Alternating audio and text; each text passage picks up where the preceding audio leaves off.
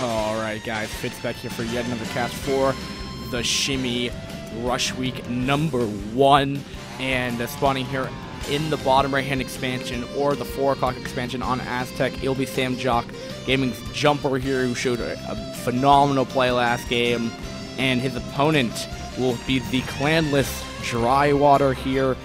And yeah, what can we say about Drywater other than he has 400 APM right now, which is pretty awesome? And what does Sam? Yeah, I mean, he's only at 275, so yeah, this guy's spamming like up the a-hole right here. But anyway, yeah, Drywater, it was just kind of like the fact that Jumper just kind of went all in and just had really smart decision making. His control is pretty good, except for probably the first time he went in the main base though. But then again, the more I'm thinking about that, maybe it wasn't his control, maybe it was just because he didn't have enough goons for it. But just very smart decision making on Jumper's part, and I think that's the whole reason why he won. And maybe a build order, you know, difference there as well. That could be an option here. It looks like it's gonna be an FE on this map, at least for Jumper. Now this depot, I mean, necessarily what he might end up doing is what Drywater might do, because I'd always expect for an FE on this map anyway. Might put like a depot and then barracks. I mean, a barracks bunker, and then take an expo again. But he may just, you know what he might do? He might just 2-fact, or he just might do an FD push and then follow up into an expand. That's probably the safest way for him to do it, but we'll have to see. And then he goes down the gate. It might just be like a 1-gate expand, Cybercore with range, and then eventually just take that expand probably around, what, 4 minutes, I think, when the timing comes up. We have gas coming up right here. Jumper sees that. He's not going to get the gas deal this time. Not like it really played a super big role last game, I didn't think. Well, I guess it might have. I mean, he did fall up with 3 gay goons, and he had proxied. So, I mean, it was cheesy what Jumper did do. Very nice control by, look at this. Look at this probe micro right here. Probe micro right there. Right there. Excuse me, I hiccup. And we have an SCV in the main mineral line here. He's trying to harass a little bit, but not going to happen with Jumper's control right here. Jumper's playing it very, very well so far. We have the first Ryan coming out for Drywater here. We have the Fact coming up as well.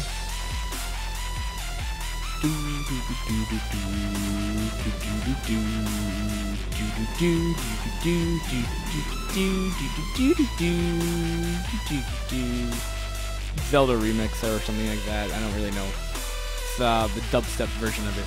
The one of the very few dubstep songs that I like, because it works well for the song. A lot of other songs that do dubstep remixes just don't make much sense. It's like they have because I was doing some research, and we have the first initial Zelda for Jumper right here. But there's also really I'm not even sure if you can even get to the marine right there. Yes, you can. Yeah, there we go. Now you can. So. It's actually really nice control by Drywater as well. He did the proper SimCity here, so the Zealot's actually not going to do too much. And if you're wondering how to deal with this first initial Zealot right here, this is how you do it. Barracks and depot. The problem, though, is what he did with his barracks, though, is that he can't put a comsat in. You can lift it off, though, thankfully. It's not like you put the depot and then the barracks.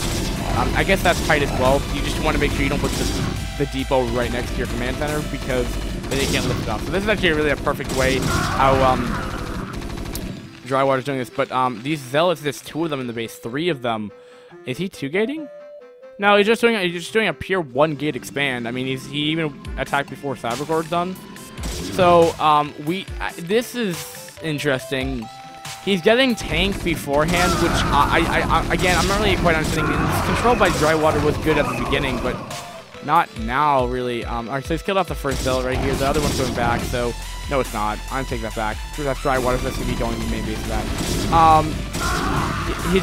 His micro isn't being that great. At least he's trying. I mean, at least he set it up correctly here. You know, I don't understand why he's making tanks in this. Vultures would be a lot better. They just they're faster damage, quicker. I mean, they're arc light cannons do 30, and he's not even hitting them right now. That's fine. But vultures are faster, they can micro a little bit easier, and then eventually you can even get a run by if you got them earlier on. You always want to adapt your build to what's happening in the game. That's what a higher level player will do. But it looks like we're going to have a very defensive Drywater here, taking siege tech very quickly. It's probably the reason why I want tanks faster as well. Just in case for the potential for, I guess like a proxy 2 gate with, like proxy 2 gates with more gates coming up. He's up to 3 gates now. He might start pressuring, which, I mean, Jumper could just do an 8 gate all in. And I'd really get to see a lot of players do it. It's not a very common build, but and I do not like this push by Drywater. This is not going to accomplish anything. It's literally, well, okay, so no, it's going 2-fact. Okay, so the problem though is like this is a heavily delayed 2-fact for sure. And I'm not, I mean, it can do damage, but if he can get those goons at the top of the ramp, which he's trying to do his best to his ability here, I mean, he's at least summoning up a tank, and he's got to snipe it too, which is a big deal. Once you lose one of those tanks right there, that's a pretty big deal right there. Not to mention it already has 2 more gates in the main base producing goons, or soon to be producing goons here. Range is almost done. Jumper should be able to hold this. And like I said, this push really wasn't going to do too much. This 2-fact really should have come a lot earlier. His best bet would have been taking an expand here, and I think Drywater maybe just lost his game.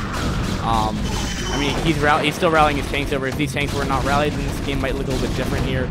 But again, he's pulling probes. So, you know, maybe things aren't looking as good for Jumper as maybe I thought they were. I didn't realize how many probes were actually pulled.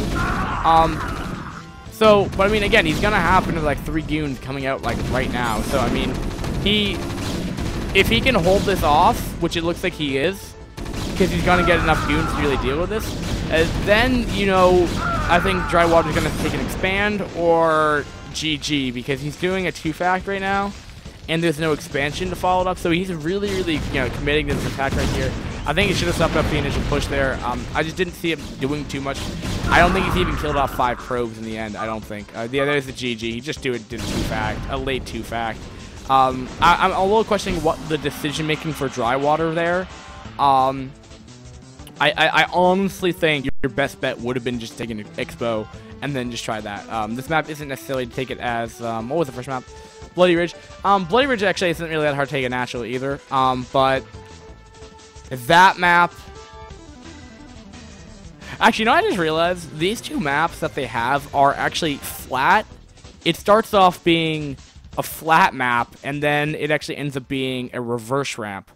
So actually, it makes aggression actually favored, which might be the reason why these maps are actually so aggressive. But anyway, yeah, Drywater, I think, I mean, I guess you're just going a 2-fact in general, but this pressure just, the Zealot stalls you for so long, and part of the reason was that because of the control that you had, and Marine control is difficult. You at least set up the Sim City. You may just want to practice one-on-one, like Marine versus Zealot Micro, and just see if you can work on that. But anyway, guys, thanks for watching iCup StarCraft TV.